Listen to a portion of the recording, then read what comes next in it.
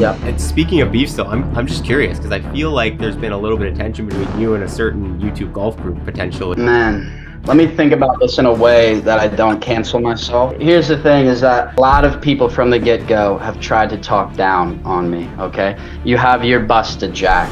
You have your certain members of a certain YouTube group who, one guy, and I won't name his name, but he'll definitely be watching this video. He's obsessed with me. He DM'd me that he would play me for $5,000 a hole and to get a lawyer to sign it.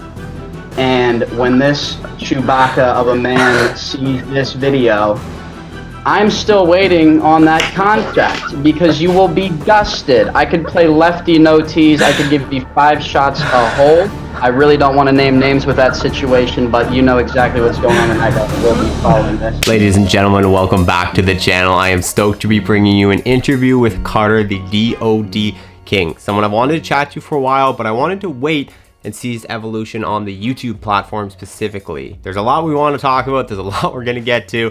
It's very exciting. I can't wait for you guys to hear it. Also, right before we jump in, hit that subscribe button. Today is your last opportunity to be entered to win a pair of the Unreal Goat Lane shoes. These all leather golf shoes, super high quality collabs with Grant Horvath. I'm going to be picking a random subscriber in the next video to win a pair of these. So be sure hit that subscribe button. Without further ado, let's jump into the interview with Carter. What's up, dude? How you doing, Carter? Nate, how we doing, my man? Good to finally meet you, man. Good to finally meet you. Yeah, are you Canadian, dude? Yeah, I am. Yep. I love that. I got a lot of love for the Great North, my man. Thanks, dude. Yeah, it's pretty awesome up here. I live in the only place in Canada where you can play golf all year round in Vancouver. Everywhere else, it's like frozen tundra right now, but Vancouver's nice. Where are you right now? Are you on your time zone with Central Time, but are you in Virginia, or are you? Nope, I'm currently in the panhandle of Florida, Panama City Beach. Ah, cool. What are you doing down there? We are traveling around essentially, and we will post up in a different spot each month, just kind of winging it. And so one of my buddies from Canada, from the GTA, the Greater Toronto area, for all the non-Canadians. So he has a house down here, so we're posted up here for a month, shooting content until we figure out the next spot. Dude, that's awesome, bro. It's been a fun year watching you come up, and it's been one of those things where it's like I've been paying attention, but like I'm obviously cover mainly the YouTube space, and obviously your start was more on the social platforms, and we'll get to that. But I really was waiting to like see when you transition to YouTube and how that would go, because that's a tough transition to make for a lot of people. A lot of people try, a lot of people fail, because it's just a very different thing to be able to capture people's attention for like 20-40 minutes at a time versus clips. For sure. So I mean, you're obviously all in it now. The uploads are rolling. You've had crazy success. I've been super impressed by you, man. So I'm stoked to have you on the channel. So welcome, number one. And yeah, let's just jump right into it. What's the YouTube transition been like for you? Well, I appreciate that. First off, thank you very much. I'm happy to be on here. It's been a trip, dude. I mean, it's been a crazy ride, you know. At this time last year, I was tiling bathrooms every single day of my life. So to be traveling and golfing with my close friends, traveling the country, meeting some really cool people, it's a trip. That was kind of the initial thing, was how do we transition these 30-second clips that are going viral on Instagram and TikTok, which anybody can truly do, and transition into long form, where people are going to sit down and legitimately take time out of their day to watch you. And like you said, it's a hard thing, and I have a lot of respect for those at the top of this game. It is a full-time job, and it takes a lot of work behind the scenes to create some very good content. But man, we just winged it the whole time. You know, we just hit record, we go play matches, we go do whatever we're feeling on the day, and my boy Winston, the producer, does a fantastic job of the camera work and the editing, because I have zero idea how any technology works whatsoever. So it's been a trip, and it's been a very cool ride, because we just do what we want to do and we post it, and the people are enjoying it. Yeah, dude, it's an awesome story. I think it's one thing you touched on right at the beginning that I want to get into, because this is something that fascinated me, was you say a year ago you were laying tile. Yes. And I think when your videos first started popping, and I think I've seen you address this once or twice kind of in comments, but your first couple of videos that really popped on TikTok, I don't know whether it was like the really cool varsity Titleist jacket or like whatever it was, but I feel like you got a lot of like, who is this like young, rich country club white boy type thing. Yeah. And sure. that's not, the more I've gotten to know your story, and like obviously I know Grant well, and so we've talked, that's not at all your story. So let's start there, just like really right at the beginning. Like where did you come from? Yeah, I come from Norfolk, Virginia. Played high school golf, was not very good, very undersized. Tried to play in college, sent out a bunch of emails, and I didn't get any offers after high school. So I took a gap year and I worked at a golf course, went to a golf academy, and trained pretty much for like 5 months. I think I was there. Met some really good people, and eventually got a college scholarship. Played 1 year of college golf at Palm Beach Atlantic with Grant, my man. Shout out to him. He's a really good dude, and been a solid mentor to me behind the scenes for the YouTube scene. But after 1 year of college, I lost my scholarship. I couldn't afford to continue going, so I just dropped out and started working. And so I would work pretty much like for 2 years. I was doing caddying, working at golf courses, etc. And then I transitioned into kind of renovating bathrooms and kitchens and stuff like that. So there's definitely, I was not given anything. If that's, I'm very happy with where I came from, very proud of my parents and everything. We come from a very, good family and everything. Didn't have to worry about a roof over my head or my next meal per se. But I've worked my whole life, and for this to take off like it did, I'm truly grateful and blessed every day for what I get to do. That's awesome, man. Yeah, it's a weird one because it's like, it really was, I think, a strong misconception at the beginning. Would you agree? Yeah, a little bit, but it's one of those things where the more ideas and opinions there are of you out there, the more debates get sparked in your comments. And I think because, like you said, I looked kind of like that part, and I'm 5'7", I have 6 missing teeth, I have a lisp, a mullet, I talk a lot of smack. There's a lot of avenues for people to come after me. And that was kind of what blew me up, is because I could care less. I'm going to engage with every single one of you guys and give it right back to you. And I think that was one thing that initiated a very big spark and skyrocketed it. One of the things that really drew me to you initially was exactly that. And like, I'm a student of this YouTube game. Like, YouTube's been my passion forever, and I love learning about it and doing it myself. But one of the things that has been done before but never in our space, which I'm curious to hear if this was something intentional or if you just kind of, it started to work and you were like, oh, this works out, but it's like creating infamy and this idea of being infamous and like having the negativity, which we all get, no matter what, no matter how hard you try not to have it, you're gonna have it. It doesn't matter. But instead to play into it, to have almost like a Jake Paul effect where the people who are detracting from you are still watching, if not more intently watching, because they want to see you fail. But then you also have all these people who then see that and the rah behind it, and they want to see you succeed. And so now you're actually capitalizing on both sides of the audience, and you're forcing both people to watch, which it's genius. And I think you've done an incredible job at it. But was that something that was like premeditated, or was that just like, hey, I'm getting all this hate and I'm the type of person, I'm not just gonna like sit here quietly? Haters are secretly lovers. They are obsessed with me, and I love it. It was never a part of a plan or any great scheme of things. We've winged it from day one. But even before social media and all this, you can ask anybody who knows me, including Grant. I've always been the controversial person, as they would say, and I enjoy that. Right? I'm fully myself, and I'm gonna speak, truly from my heart. But it's just something where now it's played out in a grand scheme of social media, and I feed off of hate and negativity. I love it. And all of them are secretly just obsessed with me. They wish they could be me, and they're stuck in their insecure ways, which is why they want to cast it out online to me. And I accept that, and I bring it right back to them. I think you just do a great job, man, of like, even like the very beginning videos, like the McGregor walk and stuff like that. I'm like, this guy gets it. Like he's not, I mean, I'm sure, and we can talk about this bit, but I'm sure at first it was jarring maybe to see like certain things. And there's always like those one or two comments that maybe just like prick something in your brain. But I really did feel like from the beginning you had a good mentality about it. And I think you understood that like all the noise is good noise, especially when it's like, yes, you're being controversial, but you're hitting golf shots. Like, it's not like you're out here like, like doing something like that's hurting people or whatever. Like, you know what I mean? Right. It's very, at the end of the day, it's like if people are upset by you, it's like they need to check themselves in the mirror for the most part, because you're just entertaining people. But yeah, when was that like light bulb flip switched of like, I am going to go in harder on these people and not just kind of let it slide? Or like, and it's going to be kind of part of my brand almost? Yeah, there was really no decision point, right? Of like, this is the way that we're going. It was more so just that I just had free realm to respond the way I want to and to create videos the way I want to. And like you said, at the end of the day, it's just golf. I'm hitting golf shots, right? I Yeah. happen to not use tees. I've been doing it a while. I happen to talk smack. I've been doing that a long time Yeah. as well. So at the beginning, it was hilarious, and I definitely fed into it because I had 40-year-old men with wife and children's commenting and sending me threats. I got threats at the beginning. And I would go after him and I'd just be like, look, you're upset because your wife cooks me breakfast for dinner. But on the side of that, it's like if you are allowing me to make you upset and ruin your day, you got to, like you said, check yourself and Hmm. look at that mirror. Because when I look in the mirror, I see the king.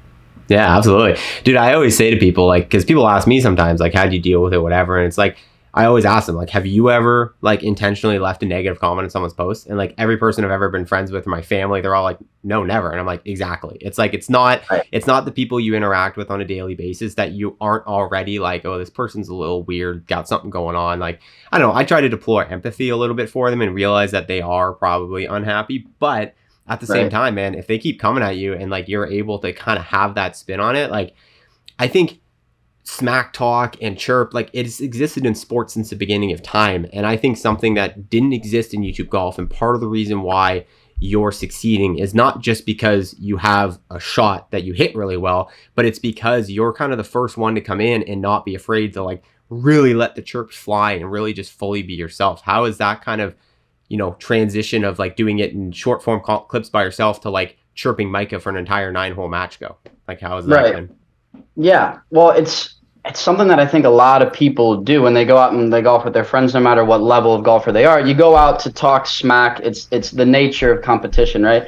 And I just didn't really see any of that on in the golf space, right? Everybody's friendly with each other, and that's just not who I am. It's not where I came up from. It's all love, right? It's all competition at Mm-hmm. the end of the day. And that's what I truly love about it is the mental side and being able to talk smack. So it was just something that I've always done, and I think a lot of people can relate to. And so I decided, this is the route we can go, and the game needs this. A lot of people walk on eggshells, so somebody needs to come in and shake it up, and why not me?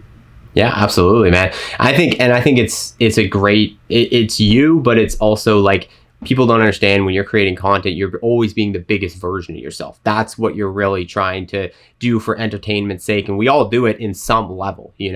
And I think for me, a big part of like, okay, I really want to like get to know this guy now is like everyone I've talked to that's filmed with you, like Micah, Grant, I've always asked them behind the scenes, like, okay, what's he actually like? Like, is he actually just like a normal, chill dude? And everyone has amazing things to say about you. Like, you're actually like a genuine, nice dude. And I think the things that you let come out are the things we would all enjoy in person anyways. You know what I mean? Like, we understand that you're joking around or like it's serious in the vein of competition, but it's like you still at the end of the day, you're not trying to like actually hurt the person or like wish ill on them. But I think the people online just see the little tiny words and clips and don't see that behind the mask. But I ultimately think that's good for you, man. I think it just creates that effect a little bit. Of course, and at the end of the day, there's a lot of people that I have beef with, and at the end of the day, it's competition. I respect everybody who's in this space. I've called out a lot of people, but I respect competition. It's the way of sport, right? I am going to smack talk you into an obliteration aspect of things, but at the end of the day, like I met Micah for the first day. And we had talked a little bit about setting up a match, but we were talking smack from the get go off camera. And there's a respect there. I want that. I don't Mm-hmm. want somebody to come up to me and tell me how much they love me and Mm-hmm. compliment me. That makes me feel all weird. I want somebody to come up, talk some smack, and get me going because I feed off of that way more than love. So yeah, Yeah. I respect all competition, and it is sport at the end of the day. So there's definitely sides to it. Well, I apologize for giving you so many flowers right off the bat of this interview then, but That's all right, man. it's a little different. We're not competing right now, Of so it's a course, different of course. relation. But Yeah. and speaking of beef still, I'm just curious because I feel like there's been a little bit of tension between you and a certain YouTube golf group potentially, whether it be like because there's that tea throw in the ground thing, and I can't help but think that was in some way a response to your rise. Is there anything you can tell us about like any interesting conversations or beefs potentially? Man, let me think about this in a way that I don't cancel myself, right? Hey, Because say whatever you want, man. yeah, here's the thing: is that I came up with my team, with my brothers from the beginning, and a lot of people from the get-go have tried to talk down on me, okay? You have your Busted Jack. You have your certain members of a certain YouTube group who, one guy, and I won't name his name, but he'll definitely be watching this video. He's obsessed with me. He DM'd me that he would play me for $5,000 a hole and to get a lawyer to sign it. And when this Chewbacca of a man sees this video, I'm still waiting on that contract because you will be dusted. I could play lefty no tees. I could give you 5 shots a hole. I really don't want to name names with that situation, but you know exactly what's going on, and I will be following this.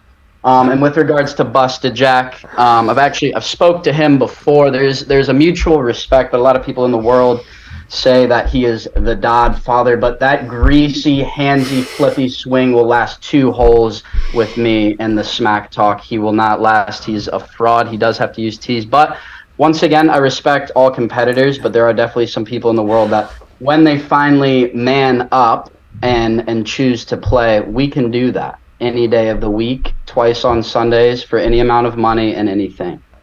I love that. That's epic. That's epic, dude. I mean, I'm obviously a YouTube golf fanatic, or just like YouTube fanatic in general, and fan of the space, and I want to see it grow, and that's why I have this channel.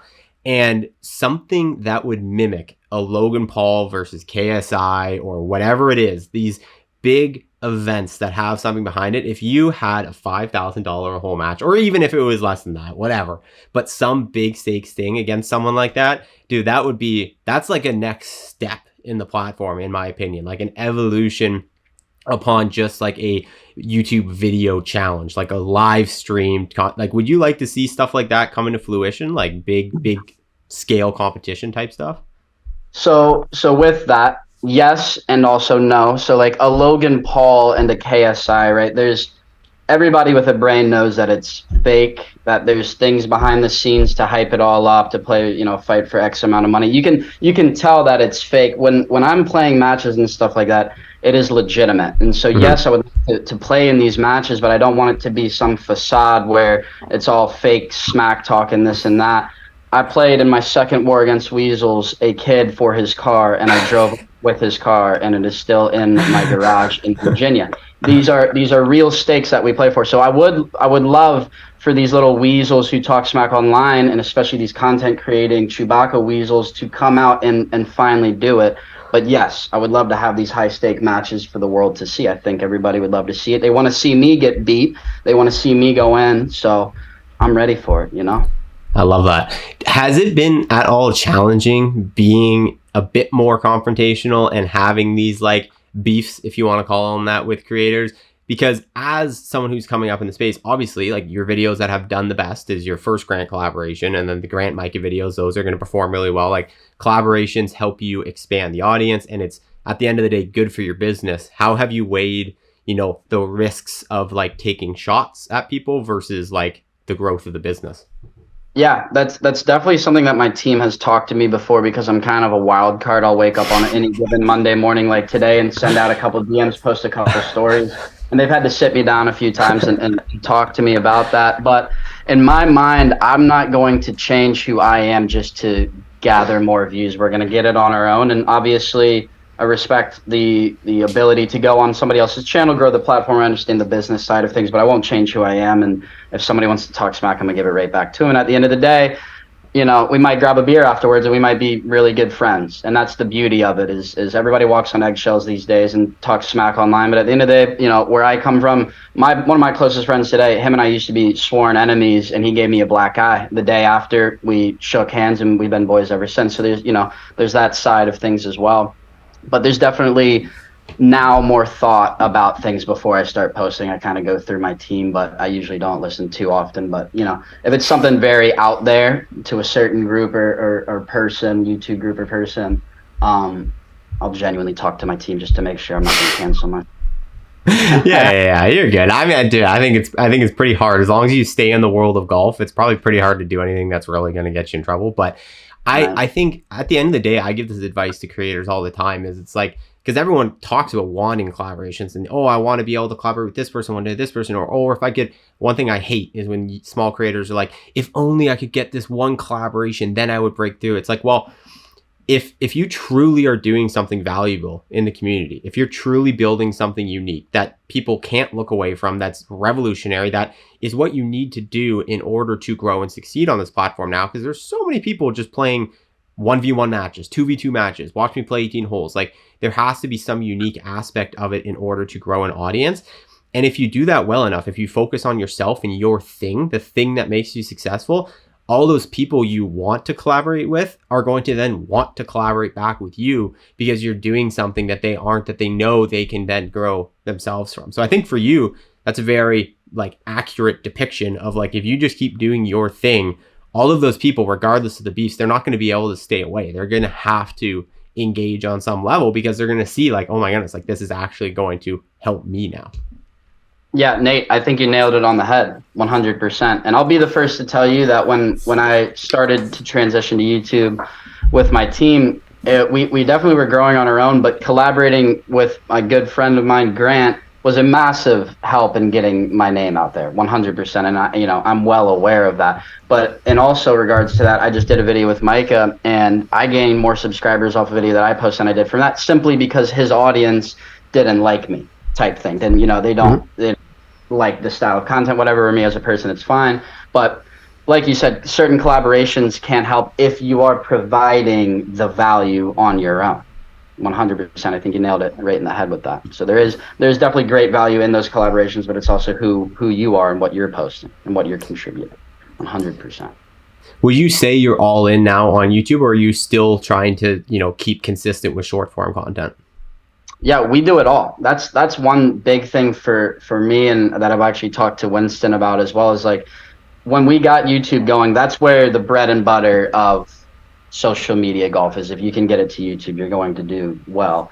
But I've always loved to connect with people on Instagram and on TikTok, and so we still are full-time short form, full-time YouTube, still learning the game, right? We're 9 months into it, essentially full-time, so we're still very new to it all. But yeah, we still rip Instagram, TikTok, YouTube, everything.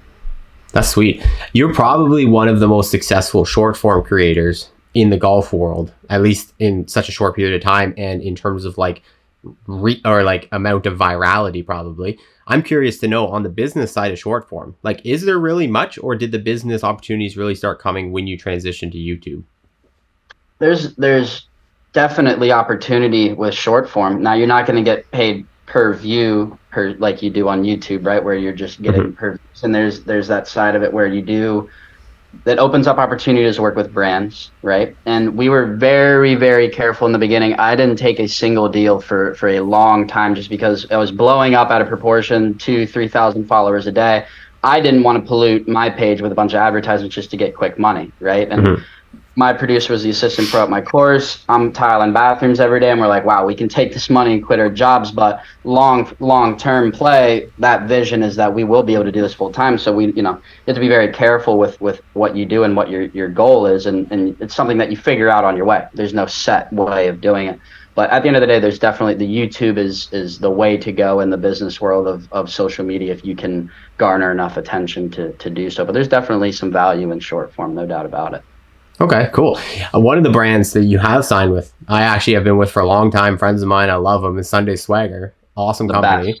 And yeah, so I'd love to hear about that, how that kind of came to be, what that relationship looks like. Because I think for you and for any creator, I mean, I know myself, like, you sign that first apparel deal, and that's really where things like start to become real. It's like, all right, this is like, it takes a lot of weight off your shoulders. You're not just relying on the AdSense anymore. And like, typically I feel like if you get the right partner, those relationships are so seamless, because it's just like, I'm just wearing your clothes, and that's great, Most definitely. I am extremely happy to have worked with them and continue working. It's a very new deal, and they are some fantastic people over there in headquarters over there. And Ethan's been very good. He reached out to me originally, and just kind of, it worked well. They're bold and they're out there. I'm bold and I'm out there. And like you said, it's something you wear. And I truly love their clothing, and it's quality, and it makes you you're a bold person. Everybody in the game, all these companies, they're like, we're new, we're bold, we're the new ones.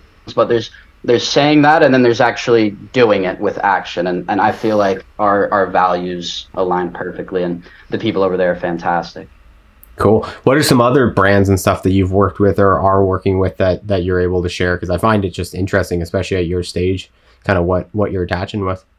Yeah. The other one that I'm working with right now is First Form. It's supplements, and they have apparel as well. But I'm big right now. I'm in the 75 hard challenge. I'm on day 22, where it's no alcohol, 2 45-minute workouts a day, gallon of water, a specific diet, and you have to read 10 pages of a book. And it aligned perfectly with that, because I'm trying to get the most dialed in I've ever been in my life, and to kind of partner with somebody who is helping me do that on the fitness side of things and nutrition side of things has been very beneficial to me to learn a lot about that. Because once again, I'm a college dropout.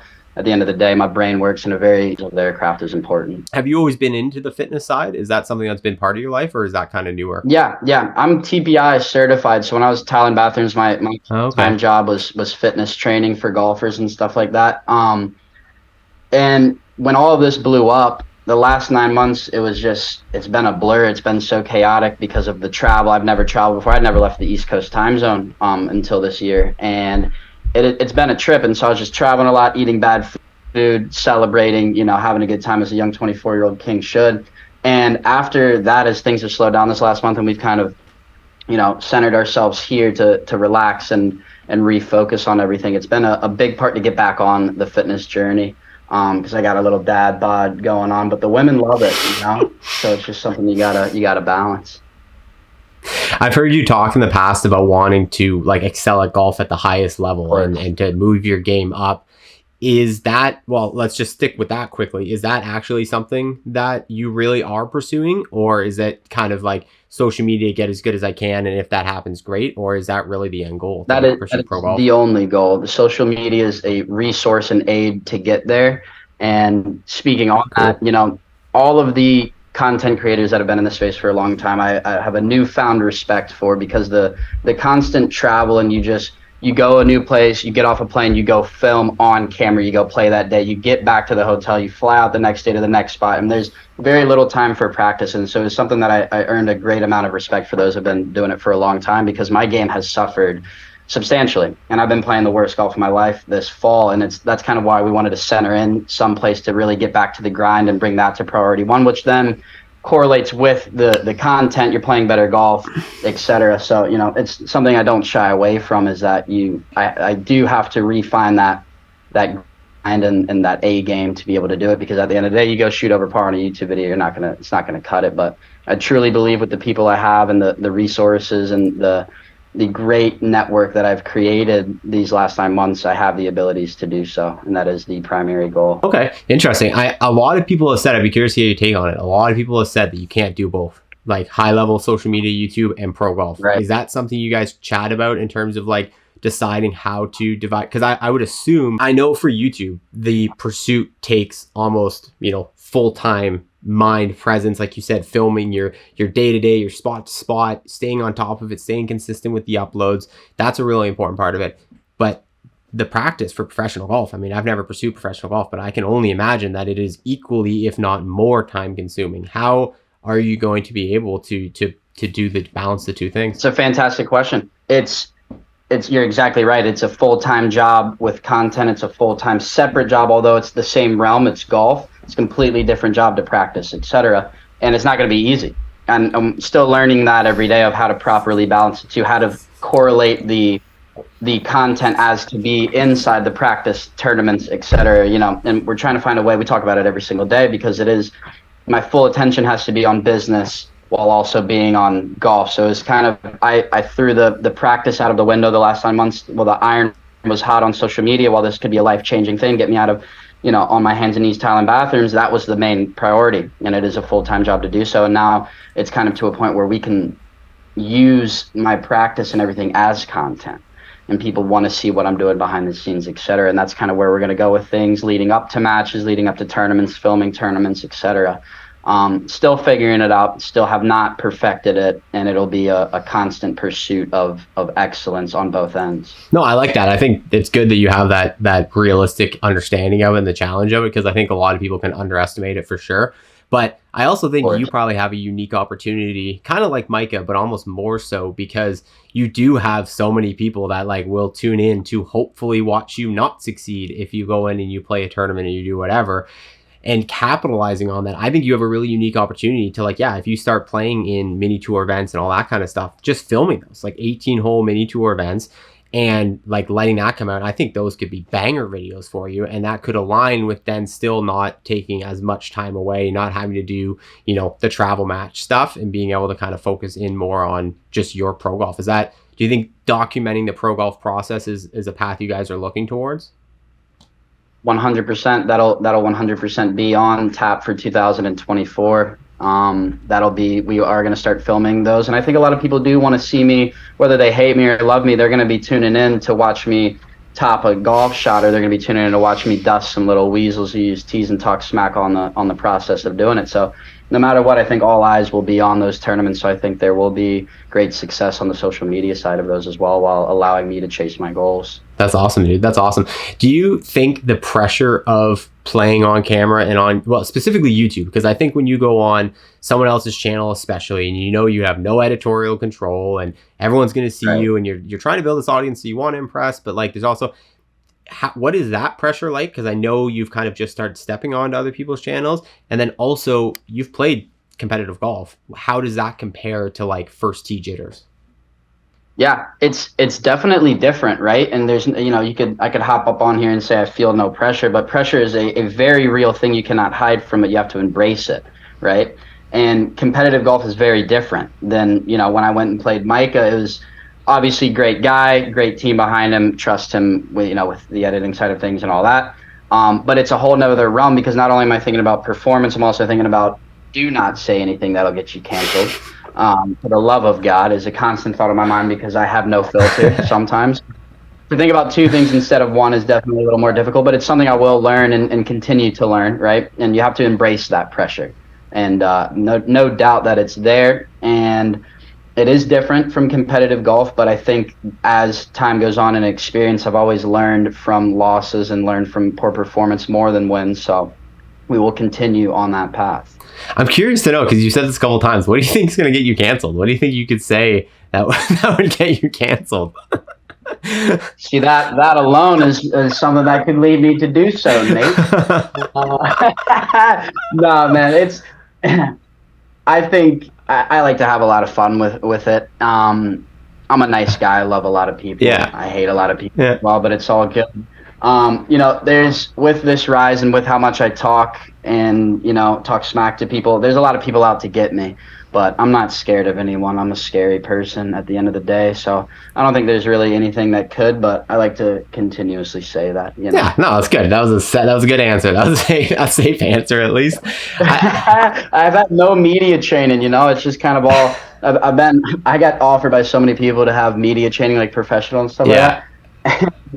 That's just not going to happen. No, you already got it. That was a very good media trained answer right there. So that was free bird. Yeah, that was good. I like that. I think at the end of the day, man, your brand too, being one that's a little more abrasive, like I think you probably have a bit more leeway than most people. But I mean, I think the bigger thing is just like you want to say stuff that doesn't get YouTube upset with you, because that's obviously, you know, at the end of the day, like there's a reason why we don't, I don't know about you, but there's a reason why a lot of creators will choose not to cuss in their videos. It's not because I don't cuss in real life. It's just because your AdSense is literally going to be 50% of what it is if you're cussing. It's like, that's a very easy decision to just like have more resources to then grow the channel. It's like, you know. Yeah. And that's been something that I've been very conscious of from the get-go, is to not cuss, right? Obviously I do, and I might slip up once or twice, but I don't want my whole channel just mean F this, F that type. My mother watches all my videos, and she would call me up and slap me through the phone. So I do watch my mouth with that stuff, but there's a way to have fun without that. Not to say, you know, off camera that I do it. It definitely slips up on camera from time to time, but there's business to the side of things, just like you said. So you do have to be careful about some things, for sure. What if anything is the biggest misconception about you that like either is just the biggest misconception or the biggest one that maybe like bothers you that it is a misconception? Man, nothing truly bothers me. I feed into it all. I love it all. I love all the misconceptions and opinions of me. I think the biggest one out there is that I did like I'm some preppy white kid from a private school and et cetera. Well, that is the complete opposite. But once again, I like to have people's opinions of me out there because nobody knows me except for the people around me, right? And so I would love for them to continue engage in those conversations and keep my business growing. So that's really the only one that I would say is very wrong. But some people call me arrogant and ignorant, a d-bag, this, that, full of himself, cocky, and all that stuff. But it's really just insecurities of people that they're casting out online, and they could learn something from me if they can see a 5'7", 6 missing teeth with a lisp and a mullet, feel so confident every day. Maybe they can too. Mm-hmm. But at the end of the day, allow the people to have their opinions. I love that. Would you say you have any like online comparisons to how people have grown their audiences? Because I think at first when you came out, it was probably initially like a sort of like an Andrew Tate model or something like that. But like, I think personally, I don't see that. I think it's a little different. But have you had any of those like comparisons made or like things maybe that you've seen and been like, well, I don't necessarily want to like copy these parts of what these people do? Yeah, the biggest thing for me is that I never did social media before any of this. I didn't even want to do it. When I was younger, I had a fear of public speaking, which is crazy because now every word I say is casted out into the world. And it took my producer, he was the pro at my course, the assistant pro, and it took him a month to just convince me to do a single video, and he had posted on his social media. So I didn't really know of anybody. Now I do, obviously, that I've been on it. I've been compared to Andrew Tate, Dave Portnoy, Conor McGregor type thing, but I try to keep my content genuine, and it's just me. We genuinely just go out there, click record. I say what's on my mind. I hit shots, and then we post it. So there's definitely been comparisons of those type people, but at the end of the day, I don't study anything. I don't know anything about social media. I just am true to myself, speak what's on my heart, and let the world see it. I think it is unique too, because again, we talked about this at the beginning, but you stay within that golf realm. It's not like you're talking politics. It's not like you're talking religion, like you're talking golf right. At the end of the day. So, again, sure. It's very different. And I don't think those comparisons really make a lot of sense because you are kind of just in this golf world. But let's talk to finish off. I don't want to take too much more of your time, but let's talk 2024. What you got going, coming on the skillet, videos coming, things you're excited about. Share it all. Yeah, 2024 will be my year. 2025 will also be my year. Every year is going to be phenomenal. This year we have the War Against Weasels series has been initiated. I took 2 back-to-back losses against Grant Horvat, my Weasel former teammate, and then Micah Morris, the man bun. And those are my first losses, and I accept them, and I've talked about it, and I've learned from them. In 2024, we will continue the War Against Weasels. I genuinely enjoy bringing the people online who have never done content before, who have been talking smack, and bringing them into videos and then posting them. That's my favorite thing, is because I can draw attention from bringing somebody who's not a big player in the space and turn it into content very easily just through a genuine raw match. So we have the War Against Weasels, I think, will be big. The DOD Queens, of course. We've had, I think, 4 certified DOD Queens this year, and we will continue on that path. That's my favorite series. And we have a lot of competition, and a lot of people want to see me compete, and that is what we are gearing up for now. And 2024, we'll be recording tournaments, etc., the travel, the preparations for that. So it will be a very big year. I'm very excited for it. I'm working my ass off every single day to be ready for it. That's sick, man. Cool. Well, I appreciate you coming on, dude. It's been very fun to watch you transition this from what it was in the short form to now into YouTube. And I'm excited to watch the rest of your growth. And I do think personally you are an entertaining and good pillar in this community that's very different in giving people something different than what's been done before. So kudos to you. Well, I appreciate all of that, Nate, and thank you for having me on, man. It's been a great pleasure. Sick. Thanks, brother. Cool.